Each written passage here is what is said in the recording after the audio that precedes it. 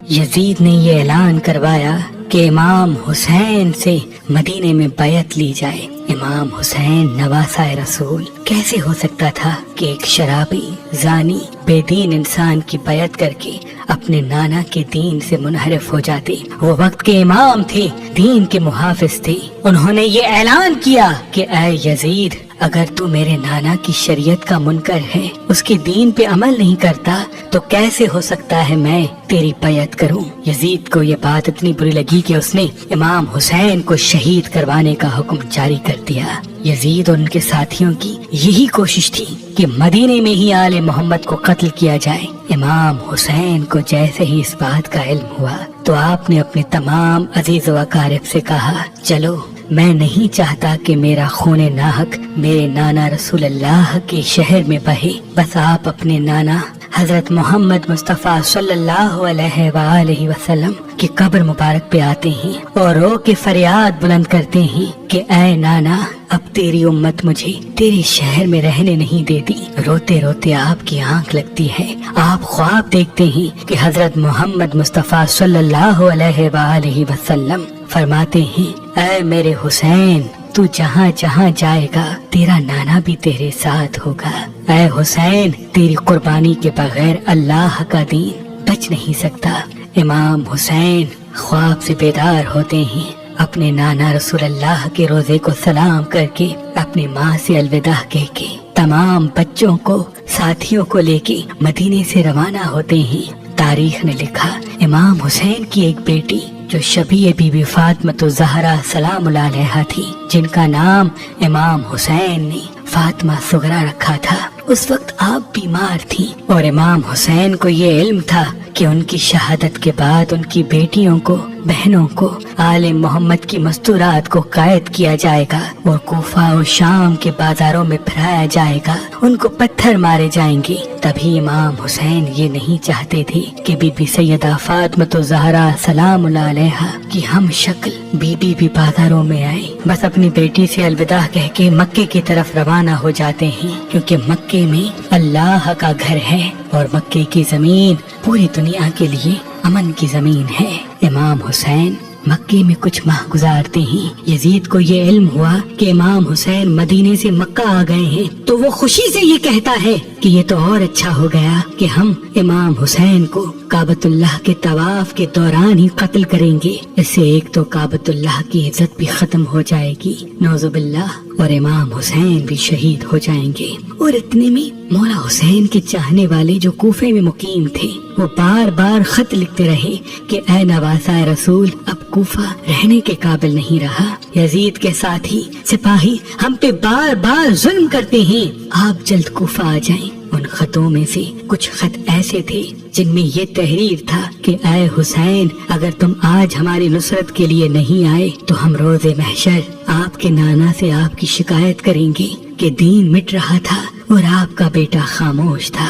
بس امام حسین نے اپنے سفیر مسلم بن عقیل کو کوفے کی طرف روانہ کیا اور یہ فرمایا کہ اے مسلم، جا کوفے والوں کے حالات معلوم کر اور اس کے بعد مجھے خط لکھنا، پھر ہم بھی جلد وہیں آ جائیں گے۔ مسلم بن عقیل کوفے پہنچتے ہیں اور دیکھتے ہیں کہ ہزاروں کی تعداد میں مولا حسین کے چاہنے والے امام حسین کے منتظر ہیں۔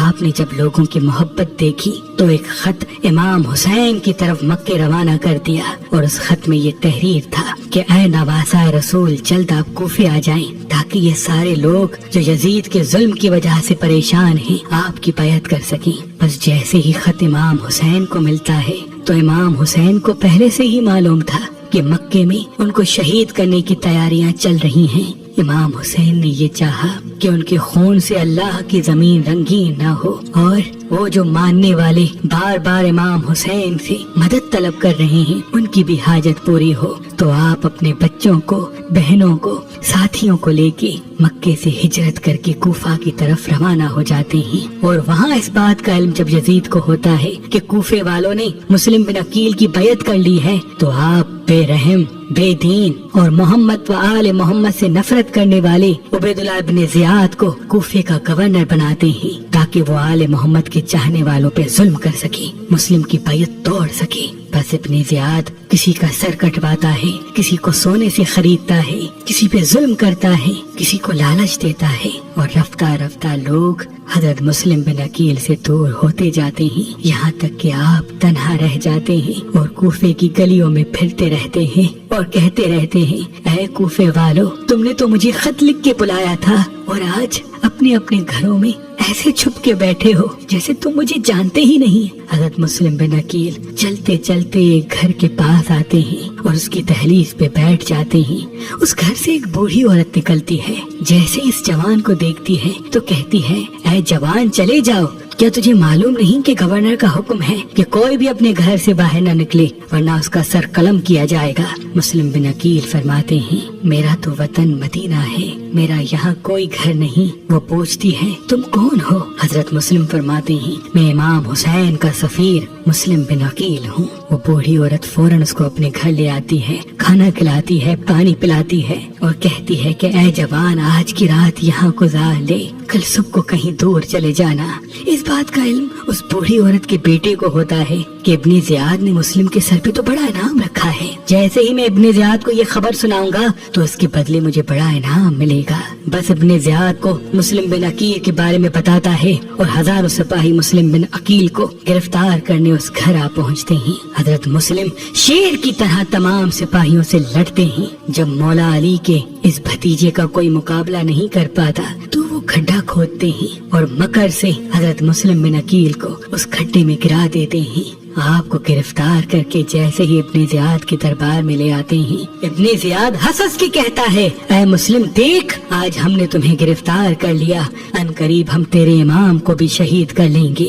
حضرت مسلم بن عقیل فرماتے ہیں، اے ظالم ڈر، وہ اللہ کے دین کی حفاظت کر رہا ہے اور تو شیطان کی پوجا کر رہا ہے۔ یہ مال دنیا کب تک تیرے کام آئے گا؟ ان قریب تو بھی مر جائے گا، یہ تیرا دبدبا مرتبہ ختم ہو جائے گا اور اس قبر میں سوائے تمہارے اعمال کے کچھ نہیں ہوگا۔ وہ ہنس کے کہتے ہیں کہ ہم ان باتوں کو نہیں مانتے۔ پھر وہ کہتے ہیں، اے مسلم، اپنی کوئی خواہش ہو تو بتا۔ حضرت مسلم بن عقیل فرماتے ہیں، میری ایک ہی خواہش ہے کہ میرا پیغام میرے امام حسین تک پہنچایا جائے کہ وہ کوفہ نہ آئے، کیونکہ کوفہ کے لوگ بے وفا ہیں۔ ابن زیاد اور اس کے دربار والے ہنستے رہے اور مسلم بن عقیل کو دارالامارہ کی چھت سے گرا دیتے ہیں۔ جیسے ہی آپ شہید ہوتے ہیں تو آپ اپنے امام حسین کو آخری سلام کرتے ہیں اور فرماتے ہیں، اے میرے مولا حسین، اپنے غلام کا یہ آخری سلام قبول ہو۔